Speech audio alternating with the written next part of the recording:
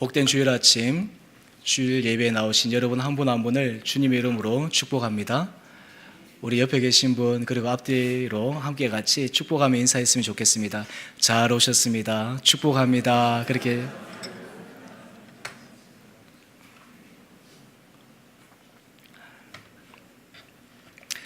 여러분들 얼굴 뵈니까 하나님의 깊은 사랑 안에서 살아가는 그런 은혜를 같이 맛볼 수 있어서 참 좋습니다. 저는 오늘 설교 제목을 교회는 왜 존재해야 하는가로 잡아보았습니다. 제목부터가 좀 딱딱하고 어떻게 보면 좀 부담스러워 보일 수 있습니다. 하지만 제가 이렇게 제목을 선정하게 된 것은 우리 좋은 씨앗 교회가 이제 새로 시작하면서 이 새로 시작한 좋은 씨앗 교회를 통해서 하나님께서 기뻐하시고 하나님께서 원하시는 교회의 본질적 사명을 온전히 감당하고 싶은 그런 간절한 기대감 때문입니다. 오늘 여기저기에서 들려오는 한국 교회에 대한 소식은 많은 사람들에게 안타까움을 줍니다. 그리고 그런 안타까운 소식은 많은 사람들에게 그리고 일반인들에게 도대체 왜 교회가 존재해야 하는가에 대한 많은 의구심을 불러일으키고 있습니다. 그래서 어떤 신학자들은 한국 교회가 지금과 같은 모습으로 계속 이렇게 간다면 어쩌면 20년 후에는 지금 개신교 인구의 10분의 1로 줄어들 그러한 위험 요소도 있다라는 깊은 우려감을 나타내고 있습니다. 사실 한국 교회의 성장을 보게 되어지면 이 한국 교회는 한국 사회의 근대화 그리고 산업화의 물결로 급속한 경제 성장을 이루었던 한국 사회의 모습을 잘 반영하고 있습니다. 유교와 불교 문화권의 다른 아시아 지역의 나라들과 달리 유독 이 한국 교회는 개신교 교회가 급속한 양적 성장을 이루었습니다. 그래서 그 결과 순복음, 장로교, 감리교, 심리교, 교단을 초월해서 이러한 교단들의 가장 큰 교회가 한국에 있다라고 하는 그런 통계가 나와 있습니다. 한마디로 얘기해서 엄청난 양적 성장, 엄청난 교회의 성장을 경험한 곳이 바로 이 한국 교회입니다. 그래서 어떤 사람들은 하나님께서 이 한국 교회에 큰 은혜 복을 주셨다, 하나님께서 큰 축복을 주셨다라고 그렇게 감사의 고백을 하기도 합니다.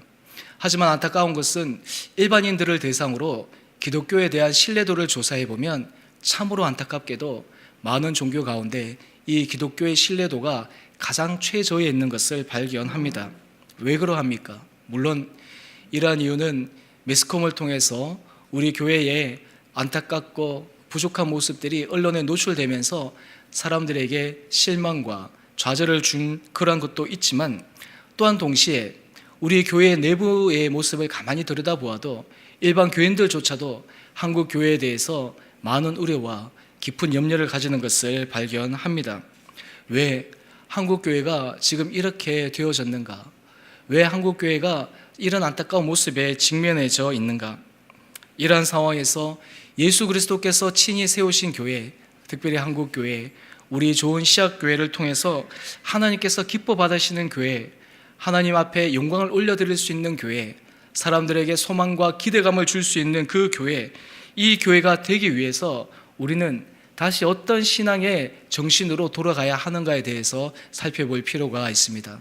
그래서 저는 오늘 이 마태복음 22장 35절 이하의 말씀을 통해서 우리가 돌아가야 될 신앙의 기본적인 정신, 그리고 신앙의 핵심적인 그 정신에 대해서 함께 묵상하면서 오늘 우리의 신앙과 또 우리 교회의 신앙의 상태, 그리고 앞으로 우리가 걸어가야 될 우리 좋은 씨앗 교회의 미래를 함께 가늠해 보고자 합니다. 오늘 우리가 읽은 마태복음 22장 35절 40절의 말씀은 마태복음 21장과 22장에서 계속되어지는 5가지의 논쟁 가운데 한 부분입니다. 예수님께서 대제사장들과 장로들, 바리새인들, 사두개인들 그리고 율법사들과 함께 여러 가지 다양한 이슈들로 논쟁을 벌이셨습니다. 그 논쟁의 5번의 논쟁 가운데 오늘 우리가 읽었던 본문의 내용은 4번째 논쟁에 해당되는 부분입니다. 예수님께서 예루살렘에 입성하신 후에 예루살렘에 거주하는 모든 사람들은 예수님의 일거수일투족에 관심을 기울였습니다. 예수님에 대한 이러한 대중들의 큰 관심은 당시 종교 지도자들이었던 대제사장들, 그리고 바리새인들, 사두개인들에게는 큰 위협이 되었습니다. 왜냐하면 예수님에 대한 이 군중들의 시선의 집중은 자칫 잘못하면 자신에 대한 권위와 자신에 대한 기득권의 자리에 대한 큰 위협이 될 요소가 있었기 때문이었습니다. 그래서 그들은 어떻게든지 이 예수님에 대한 백성들의 관심을 끌어내리고 싶어 했습니다. 예수님께서 곳곳에서 들려주시는 그 하나님 나라의 복음, 천국의 복음을 어떻게든지 흠집을 내고 싶어 했습니다. 그래서 그들은 다양한 방법으로 예수님의 가르침에 도전하게 되어집니다. 그래서 예수님에 대한 권위에 대한 논쟁, 그리고 세금 논쟁, 부활이 없다고 주장하는 그러한 사두개인들에 대한 논쟁. 하지만 이러한 계속된 논쟁을 통해서 예수님은 대제사장들과 사두개인들과 바리새인들의 그 질문과 그 도발을 무력화시키면서 오히려 그들로 하여금 부끄럽게 만들었습니다. 그리고 이러한 소문이 더욱더 퍼지게 되어지자 일반 대중들, 이스라엘 백성들은 예수님에 대한 그 가르침에 더 큰 기대감을 가지게 되었습니다. 어떻게든지 예수님의 가르침을 더 듣고 싶은 간절한 마음이 생기게 되었습니다. 이러한 군중들의 심리를 파악한 바리새인들은 어떻게든지 이 예수님에게 쏠려있던 이 관심을 꺾어야만 했습니다. 그 관심을 돌려야만 했습니다. 그래서 바리새인들이 모여서 어떻게 하면 이 예수님을 공경에 빠뜨릴 수 있을까?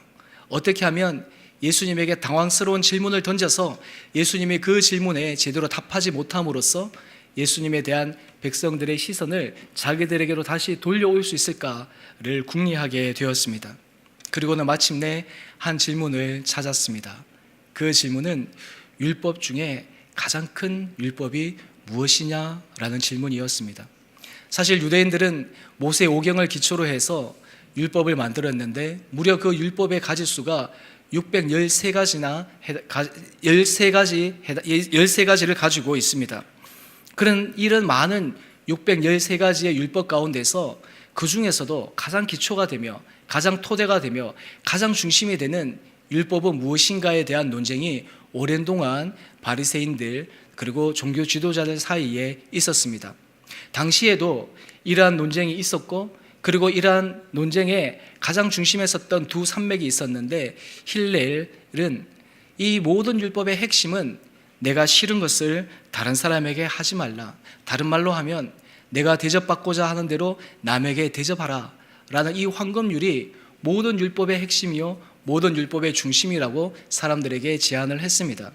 또한 이와 반대로 랍비 아키바는 그것이 아니라 내 이웃을 사랑하는 것, 이것이 모든 율법의 가장 중요한 토대가 되고 중심이 된다라고 사람에게 가르쳤습니다. 이렇듯 사람들 사이에서는 율법에 있어서 가장 중요한 것이 무엇인지에 대해 저마다의 의견들 그리고 합의점을 찾아낼 수 없는 상황이었습니다. 그래서 그들은 이러한 난감한 질문, 답변하기 곤란한 이 질문을 가지고 예수님에게 찾아가서 예수님을 공경에 빠뜨리라 그렇게 모함을 꾸몄습니다.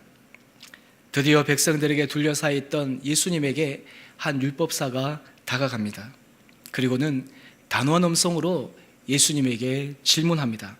선생님, 율법 중에서 어느 계명이 큽니까? 순간 예수님과 질문을 한 이 율법사 사이, 그리고 예수님과 율법사 사이를 둘러싸고 있던 이 백성들 사이에는 순간의 정적 그리고 순간의 긴장감이 맴돌았습니다. 모두들 숨죽이며 예수님께서 그 질문에 어떻게 답변하실까 예수님의 입술에만 모든 시선이 집중되었습니다. 잠시 후 예수님께서 마치 이 질문을 기다렸다는 듯이 편안한 톤으로 말씀하십니다. 내 마음을 다하고 목숨을 다하고 뜻을 다하여 주 너희 하나님을 사랑하라. 이것이 첫째 되는 계명이요 둘째도 그와 같으니 내 이웃을 내 자신과 같이 사랑하라. 이 두 계명이 온 율법과 선지자의 강령이니라. 예수님께서 들려주시는 이 말씀은 질문을 한 이 율법사를 당황하게 만들었습니다. 더 이상 어떤 질문도 던질 수 없도록 만들었습니다. 그리고 이렇게 당황한 율법사를 보면서 백성들은 역시 예수님이시구나 라고 하는 그런 마음으로 그들의 얼굴에는 안도의 미소가 번졌습니다. 오늘 예수님께서 첫 번째로 제시하신 내 마음을 다하고 목숨을 다하고 뜻을 다하여 주 너희 하나님을 사랑하라 하시는 이 말씀은 신명기 6장 4절에서 5절의 말씀을 인용하고 있습니다. 이스라엘 사람들은 이 말씀을 쉐마라고 얘기합니다. 내용은 이러합니다. 이스라엘아 들으라, 우리 하나님 여호와는 오직 유일한 여호와시니 너는 마음을 다하고 뜻을 다하고 힘을 다하여 내 하나님 여호와를 사랑하라. 이스라엘 백성들은 바로 이 쉐마를 자신들이 가장 소중하게 여겼던 신앙 고백문으로 아침에 일어나서나 그리고 밤에 잠자기 전 그리고 일과 생활 중에서도 늘 이 말씀을 암송하며 외웠습니다. 오늘 여기에 나오는 내 마음, 목숨, 뜻, 여기에서는 여러 가지 의미가 담겨져 있어서 랍비들은 여기에 대해서 각주를 달기도 하지만 실제로는 이러한 것은 전적으로 하나님을 모든 것을 동원해서 사랑하라 라고 하시는 그런 강조점으로 이해할 필요가 있습니다. 그래서 어떤 사람들은 이 마음은 바로 우리의 감정을 나타내는 것이고, 목숨은 우리의 육적 생명을 나타내는 것이고, 뜻은 우리의 이해력을 나타내는 것이고, 오늘 여기에는 나와져 있지 않지만 평행 본문인 마가복음 12장 30절의 힘은 바로 우리의 능력을 의미한다라고 해서 우리 하나님을 사랑하는데 그저 일부분, 그저 부분적으로 사랑하는 것이 아니라 우리가 가지고 있는 모든 것을 총동원해서 우리가 할 수 있는 최선을 다해서 우리의 감정과 우리의 이성과 우리의 몸과 우리의 의지, 우리의 능력을 총동원해서 하나님을 사랑하라고 하시는 그 말씀이 바로 예수님께서 이 율법사의 질문에 들려주신 첫 번째의 말씀이셨습니다. 오늘 여기 앉아 계신 여러분들은 이 말씀들을 너무나 많이 들으셨을 것이고, 또 신앙생활을 조금이라도 해보신 분들이라면 하나님을 사랑하라 하는 것이 바로 우리 신앙생활의 핵심이라는 것을 알고 있습니다. 여기에 대해서 어느 누구도 의견을 달지 않습니다. 하지만 이렇게 우리가 하나님을 사랑하는 것이 신앙생활의 핵심이라는 것을 잘 알매도 불구하고 한편 마음에 우리에게 드는 질문이 있습니다. 그 질문은 도대체 하나님을 사랑하는 것이 무엇인가? 라는 질문입니다. 혹자는 하나님을 사랑하는 것은 매주일마다 주일 예배에 와서 열심히 참석하는 것, 그것이 바로 하나님을 사랑하는 것이다 라고 이야기합니다. 또 어떤 사람들은 하나님께서 우리에게 주신 그 물질을 우리가 구별하여 헌신적으로 드리는 것이 하나님을 사랑하는 것이다 라고 생각을 합니다. 또 어떤 사람들은 자기에게 주어진 달란트를 잘 활용해서 하나님을 위해서 이 교회를 충성 헌신 봉사하는 것이 바로 하나님을 사랑하는 것이다 라고 말합니다. 물론 이러한 모든 것들은 다 하나님을 사랑하는 방식의 표현입니다. 이것은 하나님을 사랑하는 방식의 표현이요, 사랑의 형식이지 오늘 예수님께서 말씀하신 내 마음과 뜻과 목숨을 다해서 주 너희 하나님을 사랑하라고 하시는 그 핵심의 내용은 아니라는 것입니다. 다른 말로 하면 우리가 주님을 사랑하기 때문에 우리가 매주일 주님 앞에 나와 예배를 드립니다. 우리가 주님을 사랑하기 때문에 우리에게 가진 물질을 구별하여 하나님 앞에 드립니다. 우리가 주님을 사랑하기 때문에 하나님께서 우리에게 주신 그 달란트를 활용하여 우리가 하나님을 위해, 교회를 위해서 열심히 헌신 봉사합니다. 그런데 자칫 잘못하면 마치 그 행위가 하나님을 사랑하는 것이라고 우리가 이해하게 되어지면, 그 행위에만 집중하게 되면 어느 순간 우리는 지치는 것을 발견합니다. 어느 순간 우리 안에 매너리즘에 빠지는 것을 발견하게 되어집니다. 그러면서 하나님을 사랑하는 우리 마음의 감정보다는, 우리 마음의 내용보다는 형식에만 집중해서, 형식에만 매여서 그것이 하나님을 사랑하는 것이라고 계속해서 얘기하게 되면 어느 순간 우리도 율법주의적인 신앙을 하게 되는 그런 우를 범하게 되어집니다. 그렇다면 오늘 예수님께서 말씀하신 내 마음을 다하고 목숨을 다하고 뜻을 다하여 하나님을 사랑하라 라고 하시는 이 하나님을 사랑하는 말씀은 도대체 무슨 말씀이라는 것입니까? 오늘 예수님께서 말씀하시는 하나님을 온전히 사랑하라 라고 하는 것은 바로 다름 아닌 하나님과의 깊은 인격적인 만남을 의미하는 것입니다.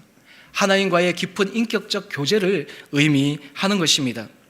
한마디로 얘기해서 우리에게 다가오시는 그 하나님, 우리에게 찾아오시는 그 사랑의 하나님과 우리가 깊은 신앙의 인격적 교제를 하는 것이 바로 하나님을 사랑하는 핵심의 내용이다라고 하는 것입니다.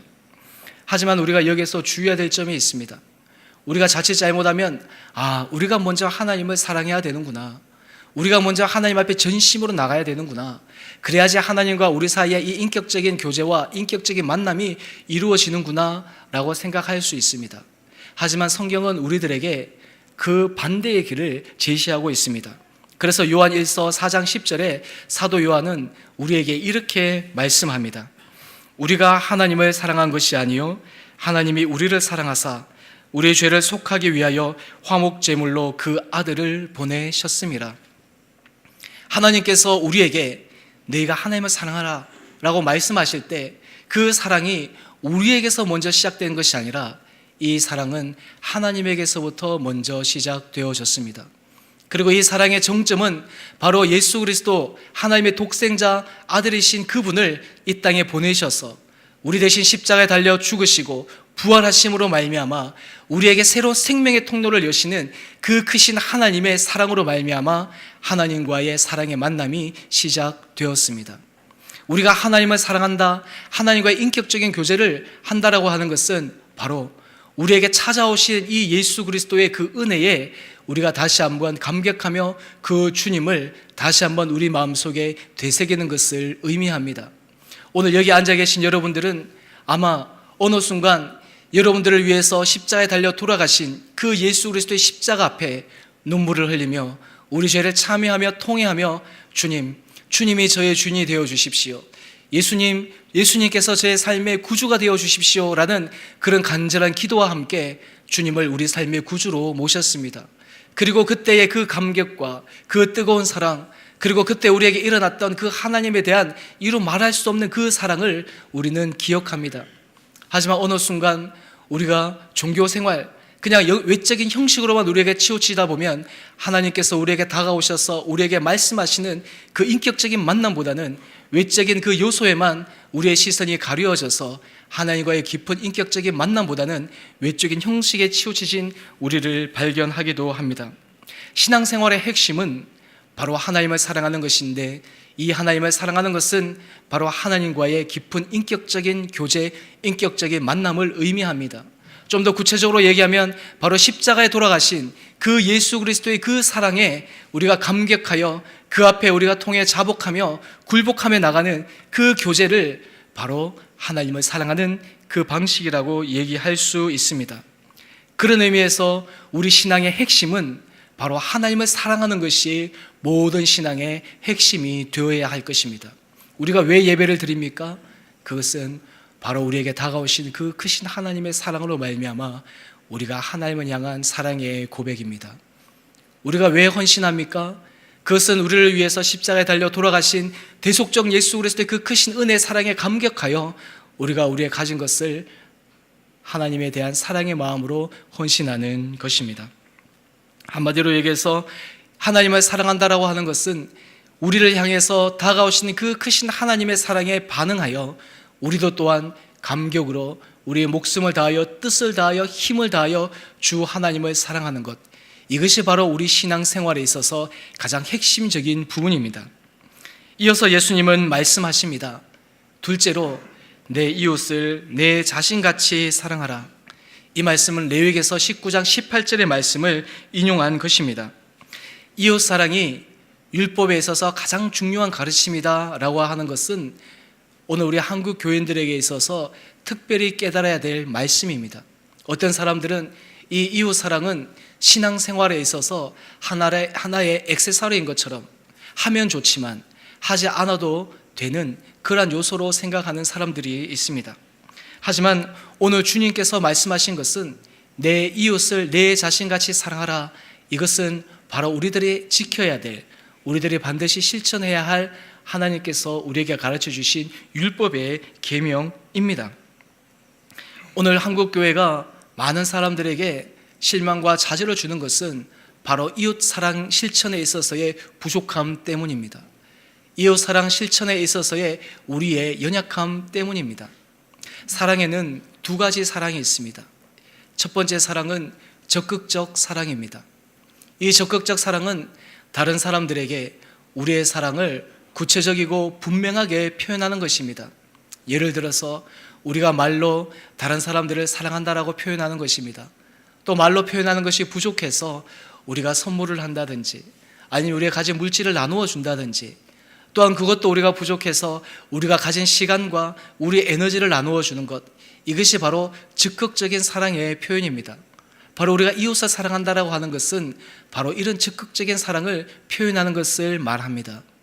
또 한편에 소극적 사랑이 있습니다. 이 소극적 사랑은 다른 사람들에게 실망과 절망과 상처를 안겨주지 않는 것입니다. 예를 들어서 부모님이 자녀를 사랑한다고 하면서, 아들을 사랑한다고 하면서, 딸들을 사랑한다고 하면서 말로 계속해서 상처를 주거나, 아니면 자녀들을 실망시키거나 자녀들을 좌절시킨다면 결코 이 자녀들은 부모님이 나를 사랑하는구나 라고 하는 것을 느낄 수 없을 것입니다. 이 소극적 사랑이라고 하는 것은 상대방으로 하여금 상처를 받지 않게, 상대방으로 하여금 실망하지 않게, 상대방으로 하여금 좌절하지 않게 만드는 것이 바로 이 소극적 사랑입니다. 오늘 우리 한국교회가 왜 사람들에게 기대와 소망을 가질 수 없도록 만들었습니까? 바로 이 소극적 사랑에서의 부족함 때문입니다. 우리가 더 큰 선행과 더 큰 구제와 나눔을 하지 못한 것뿐만 아니라 사람들에게 교회의 모습을 통해서 상처를 주었기 때문입니다. 교회의 잘못된 관행을 통해서 사람들에게 실망을 안겼기 때문입니다. 우리의 연약한 모습을 통해서 사람들에게 교회에 대해서 불신하게 만들었기 때문입니다. 이러한 것은 바로 주님께서 말씀하신 내 이웃을 내 자신같이 사랑하라 라고 하시는 이 말씀을 우리 한국교회가 제대로 이해하지 못하고 제대로 준행하지 못한 결과로 나타난 현상입니다. 이쯤에서 우리는 또 이런 질문을 하게 됩니다. 하나님을 사랑하는 것, 이웃을 사랑하는 것, 이 두 가지 계명은 너무나 중요한 신앙의 핵심 원리인데, 그렇다면 이 두 가지 중에 하나를 선택해야 된다면 도대체 어떤 것을 선택해야 됩니까? 다른 말로 하면 이 두 가지 계명 가운데 어떤 것에 더 우선순위가 있습니까? 라고 하는 질문입니다. 어떤 사람들은 하나님을 사랑하는 것에 더 중요한 강조점을 둡니다. 어떤 사람들은 이웃 사랑에 더 중요한 강조점을 둡니다. 우리 기독교 신앙을 예를 들어서 보수와 진보 이렇게 그냥 쉽게 단순하게 구분한다면 어떤 의미에서 하나님 사랑에만 강조를 두는 그런 측면과 그것보다는 이웃 사랑에 강조점을 두는 그런 측면을 통해서 우리의 신앙의 색깔이 드러나게 되어져 있습니다. 우리 개인의 신앙도 마찬가지입니다. 우리 개인의 신앙생활 가운데서도 나는 하나님을 사랑하는 것이 더 먼저다. 그러기 위해서 내가 교회에 와서 열심히 기도하고 예배드리고 헌신, 충성, 봉사하는 것, 이것이 내가 하나님에 대한 사랑의 마음이기 때문에 이것을 내가 최선을 다해서 하는 것, 이러한 신앙의 색깔을 가지고 신앙의 중심점을 삼는 사람들도 있습니다. 물론 맞습니다. 또 어떤 사람들은 물론 그것도 맞지만 우리의 신앙은 단지 안으로만 향하는 것이 아니라 하나님께서, 예수님께서 보여주신 것처럼 이웃을 향한 사랑의 실천이 되어야 된다. 그래서 이 교회 안에서 있는 것이 아니라 우리가 나가서 주변에 연약하고 주변에 병든 사람, 고통당한 사람, 억눌린 사람들을 위해서 우리의 사랑을 실천해야 된다. 이것이 바로 우리가 하나님의 사랑을 드러내는 이웃 사랑의 모습이다 라고 얘기하는 사람들이 있습니다. 그래서 이런 사람들은 봉사와 구제와 섬김을 강조합니다. 그렇다면 오늘 우리들은 이 두 가지의 계명 가운데서 어떤 것이 더 중요하고 어떤 것이 더 우리 신앙생활의 중심에 놓여 있어야 된단 말입니까? 오늘 여기에 대한 대답은 본문 39절 상반절에 나와 있습니다. 예수님께서 첫 번째 계명이요 라고 말씀하신 후 39절에 이어서 이렇게 말씀하십니다. 둘째도 그와 같으니, 오늘 표현은 둘째도 그와 같으니 라고 이렇게 표현되어 있지만 헬라어 원어의 그 의미를 그대로 직역해보면, 그대로 의역해보면 이렇게 표현할 수 있습니다.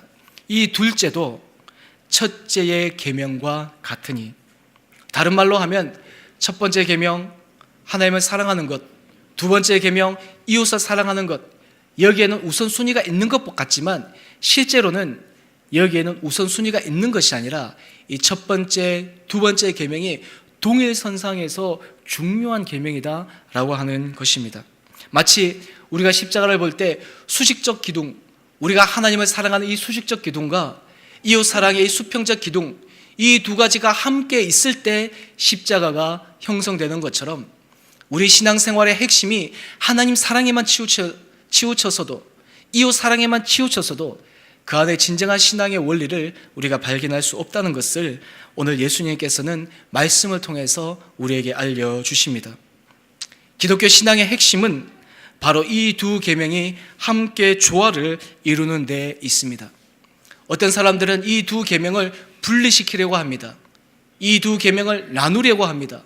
우선순위를 얘기하면서 어떤 것에 대해서 더 강조점을 두려고 합니다. 하지만 오늘 예수님께서 우리에게 들려주시는 말씀은 하나님 사랑과 이웃 사랑, 이 두 계명은 서로 분리되거나 서로 우선순위에 있는 것이 아니라 불가분 함께 공존하고 함께 조화를 이루어야 되는 그런 말씀이다라고 하는 것을 우리에게 알려주십니다. 그런 의미에서 오늘 하나님께서 원하시는, 하나님께서 기뻐하시는 건강한 신앙인들의 모습이라는 것은 바로 다름 아닌 이 두 가지의 신앙의 원리가 함께 우리 삶 가운데서 조화롭게, 균형되게, 그리고 공존함으로써 실천되어지는 그 모습이 바로 우리 신앙인의 건강한 모습이다라고 하는 것입니다. 그렇다면 여기에 질문이 있습니다. 이렇게 두 가지의 신앙의 원리를 함께 만들어낼 수 있는 그 공동체가 어디 있냐라고 하는 것입니다. 오늘 설교의 제목이 왜 교회는 존재하는가입니다. 오늘 이 두 가지 신앙의 원리가 함께 공존하면서 우리들에게 함께 가르쳐 줄 수 있는 유일한 공동체는 바로 교회 공동체입니다.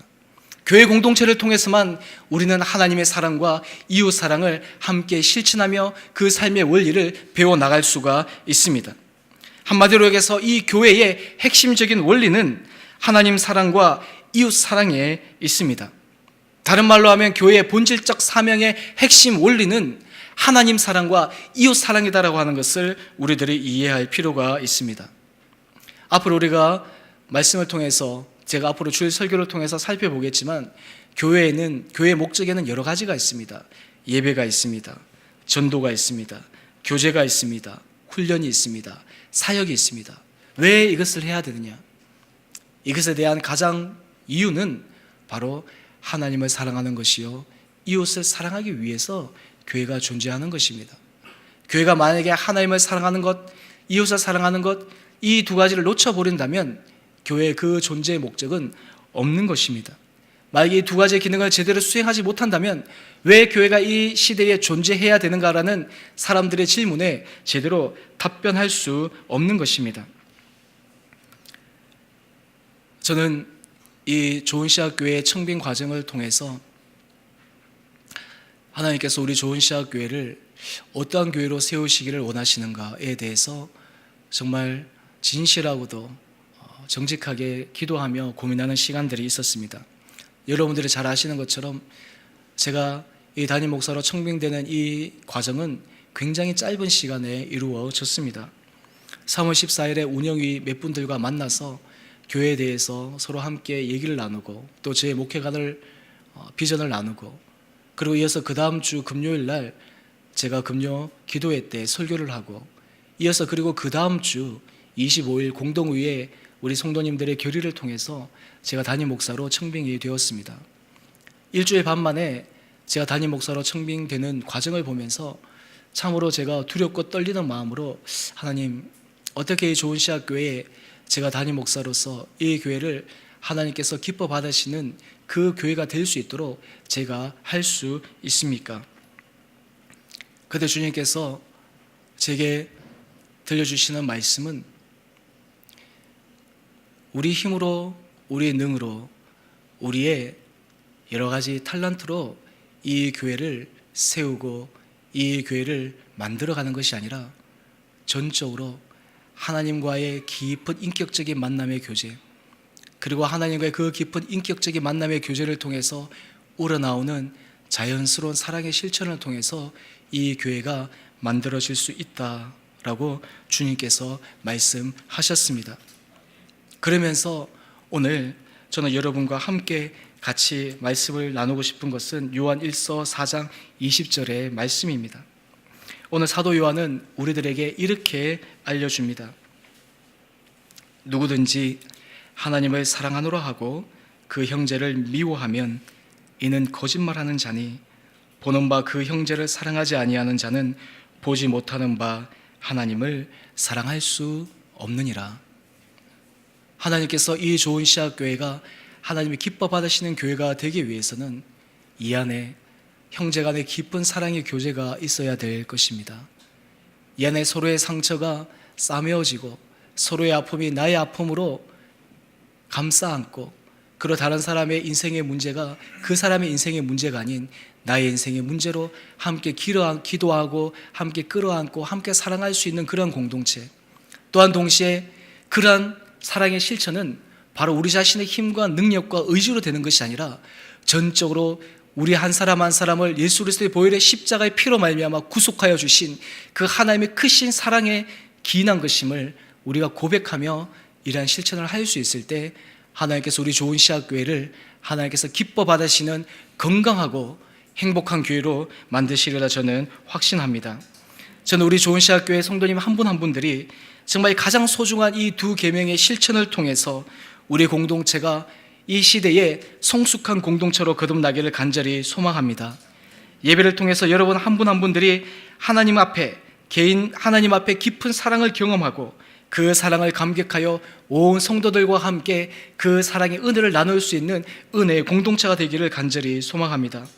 또한 이 하나님의 은혜 사랑에 감격하여 우리 안에만 이런 사랑이 머물러 있는 것이 아니라 이 은혜의 사랑을 우리 주변에 있는 이웃들에게 흘려보내며 그들을 사랑으로 섬기며 그들을 위해서 봉사하며 그들을 위해서 헌신할 수 있는 그런 아름다운 좋은 씨앗 교회 공동체가 되기를 주님 앞에 소망합니다. 하나님 사랑과 이웃 사랑이 기독교 신앙의 핵심이라면, 하나님 사랑과 이웃 사랑이 우리 좋은 씨앗 교회를 건강하고 행복한 교회를 만드는 신앙의 핵심 원리라면 오늘 우리는 무엇을 해야 합니까? 오늘 지금 우리는 이 시점에서 어떻게 우리 자신을 돌아보아야 합니까? 우리는 날마다 우리 신앙의 모습을 하나님 사랑과 이웃 사랑의 잣대로 날마다 측정해 보아야 합니다. 오늘 여러분이 나와서 이 예배를 드릴 때마다 여러분들이 항상 먼저 생각해야 될 것은 내가 이 예배를 통해서 하나님께서 내게 베푸신 그 크신 은혜의 사랑에 감격하여 내가 하나님을 더 사랑하게 되었는가? 내가 그 크신 하나님의 사랑의 넓이와 깊이와 높이를 내가 더 깊이 체험하게 되었는가를 측정해 보아야 합니다. 또한 우리의 신앙의 교제를 통해서 내가 정말 이것을 통해서 하나님을 사랑하는 그 사랑의 마음으로 내 이웃을 사랑하는 내 사랑의 분량이 점점 커져가고 있는가를 살펴보아야 합니다. 우리가 전도하고 섬기고 봉사하는 그것이 단지 우리 자신이 다른 사람들에게 우리의 인격의 고상함과 우리 자신이 다른 사람들에게 선한 것을 드러내는 그런 데 목적이 있는 것이 아니라 전적으로 하나님께서 우리에게 베푸신 그 크신 은혜에 감격하여 내 안에 이웃을 향한 그 주님의 사랑의 마음으로 내가 이것을 하고 있는가라고 하는 것을 날마다 측정해 보아야 한다라고 하는 것입니다. 이렇게 될 때 우리 안에는 날마다 성숙한, 날마다 건강한, 날마다 성장하는 그러한 신앙의 모습들이 되어질 것입니다.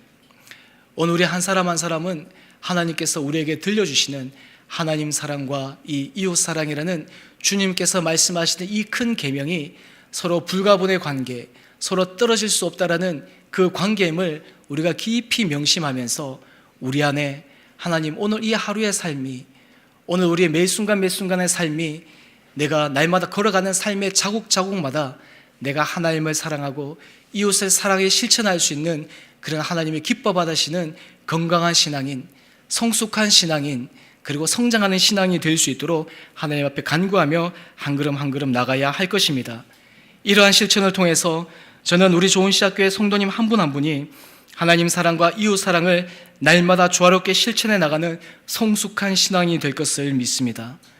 저는 우리 좋은 씨앗교회 신앙 공동체를 통해서 하나님에 대한 우리의 사랑이 더 깊어지고 넓어지고 높아지고 그것을 통해서 우리 주변에 있는 사람들에게 하나님을 사랑하는 사람들의 공동체가 바로 이러한 것이구나 라는 것을 보여줄 수 있는 성숙한 신앙 공동체가 될 것을 믿습니다. 저는 이 좋은 시작교회 신앙 공동체를 통해서 우리 성도 간에 상처와 아픔을 함께 아우를 수 있는 깊은 사랑의 교제가 있는 사랑의 공동체가 되기를 간절히 소망합니다.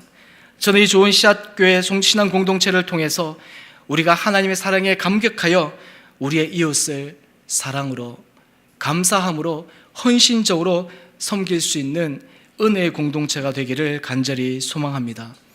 저는 이제 우리 좋은 시작교회가 시작하면서 우리도 하나님께서 기뻐 받으시는 그 교회를 꿈꾸면서 우리가 끊임없이 변질되지 않고 흔들리지 않고 하나님 앞에 서는 그 순간까지 한결같이 달려가기 위해서는 하나님 사랑과 이웃 사랑이라는 주님께서 말씀하시는 이 큰 계명을 양손에 부여잡고 우리의 마음속에 되새기면서 한 걸음 한 걸음 늘 조심스러운 마음으로 우리 자신의 신앙생활을 되돌이켜보며 성찰하며 주의를 기울이며 한 걸음 한 걸음 걸어나갈 때 하나님께서 여러분 한 사람 한 사람을 성숙한 신앙인, 하나님 앞에서 건강한 신앙인으로 세우게 될 것입니다.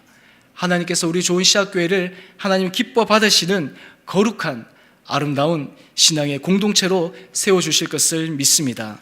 이러한 은혜가 저와 여러분 가운데 차고 넘치시게 되기를 주님의 이름으로 간절히 축원드립니다.